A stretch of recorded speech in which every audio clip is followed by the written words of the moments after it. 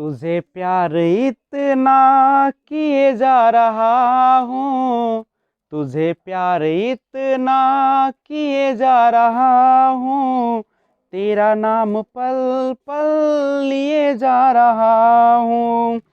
जमाने की मुझको खबर भी नहीं है, जमाने की मुझको खबर भी नहीं है, तेरी आशिकी में जिए जा रहा हूँ, तेरा नाम पल पल लिए जा रहा हूँ, तुझे प्यार इतना किए जा रहा हूँ।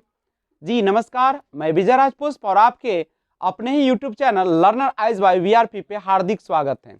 तो आइए हम लोग आज देखते हैं now the leaves are falling fast का नेक्स्ट पार्ट, और यह पार्ट है आपका 04।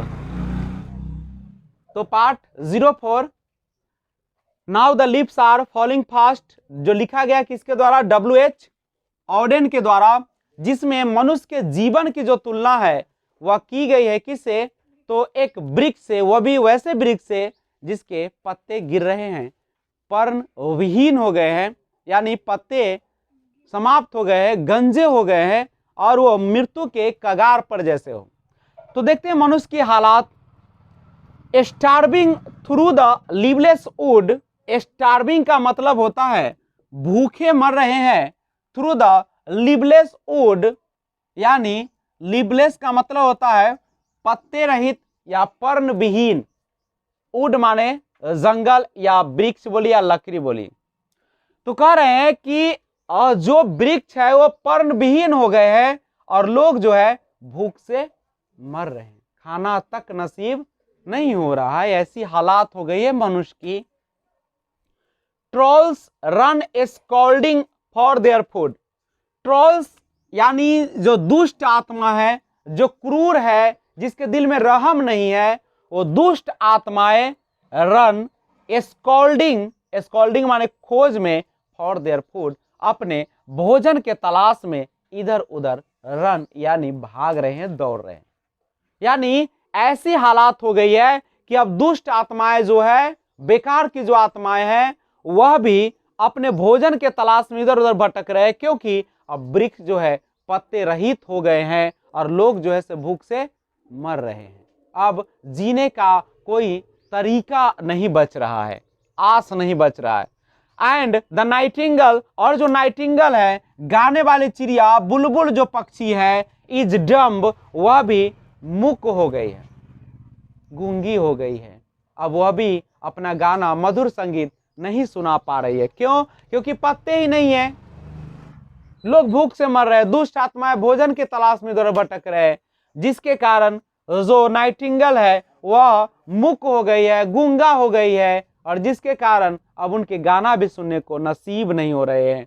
And the angel will not come, और एक अंतिम जो आशा होता है, जो हमारे देवदूत, हमारे भगवान, हमारे ईश्वर, हमारे प्रकृति, जिससे हम अंत में प्रार्थना करते हैं कि हमें बचा लो, हमें भूख से बचा लो या हमें जीवन प्रदान कर दो, लेकिन अब एंड और द एंजल, देवदूत विल नॉट कम, वो भी नहीं आएंगे बचाने के लिए। अब कोई आशा ही नहीं बचा है। एक अंतिम आशा था कि देवदूत आएंगे, वह भी अब आने को तैयार नहीं होंगे। क्यों नहीं होंगे? क्योंकि पत्तियां नहीं है, पेड़ गंजा हो गए हैं, दुष्ट आत्माएं भोजन की तलाश में है, और बुलबुल भी क्या हो गए हैं? डम्ब हो गए।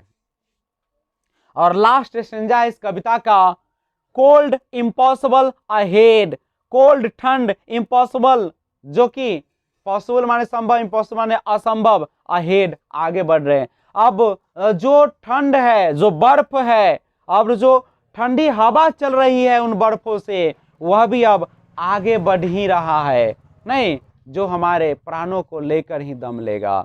और list the mountains lovely head, और जो पर्वतों की एक प्यारी सी एक जो उसका शिखर है, नहीं जो चोटियां हैं, वह भी आगे की ओर बढ़ रही है। आगे पहाड़ी की प्यारी प्यारी चोटियां हैं देखने के लिए मिल रहे हैं, और उस आगे पहाड़ी की प्यारी प्यारी चोटियां जो है, उस पर हुज व्हाइट वाटरफॉल, जिस पर क्या है? बर्फ है, व्हाइट वाटरफॉल हो रहा है, यानी वाटरफॉल माने झरना, हुज व्हाइट वाटरफॉल, जिसकी जो उजले रंग की झरने हैं, कुड ब्लेस, वो झरने हमें आशीर्वाद दे सकते हैं। अब कुछ नहीं बचा, अब देवदूत भी नहीं आएंगे, तो अंतिम आशा है कि वो जो पहाड़ी है कि जो झरने हैं, जो ऊंचाई से गिर रहे हैं, जो उजले रंग के हैं, वह हमें झरने आशीर्वाद दे सकते, वही हमें बचा सकते, वही हमें मृत्यु से सुरक्षित रख सकते हैं।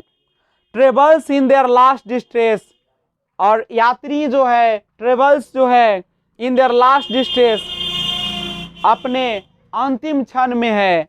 Travellers in their last distress, यात्री अपने अंतिम क्षण में है, बिल्कुल मृत्यु के कगार पर पहुंच गए हैं। कब प्राण यमदूत ले जाएंगे कोई पता नहीं चलता है।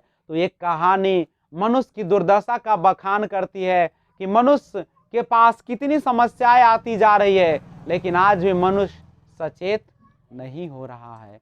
मनुष्य की हालात उसी पेड़ की भांति हो गया जिसके पत्ते जो कि भोजन बनाती है, वही पेड़ के पत्तियां जो उसे सूरज के प्रकाश को अवशोषित करती है, वही पत्तियां जहां जड़ से जल और खनिज ला बनाती है, और वह भोजन बनाकर सबको पालन पोषण कर रही थी, आज वह पेड़ जो है पत्ते विहीन होने के कारण भोजन भी नहीं बना पा रही है, जिसके कारण चारों तरफ भोजन की कमी हो गई है।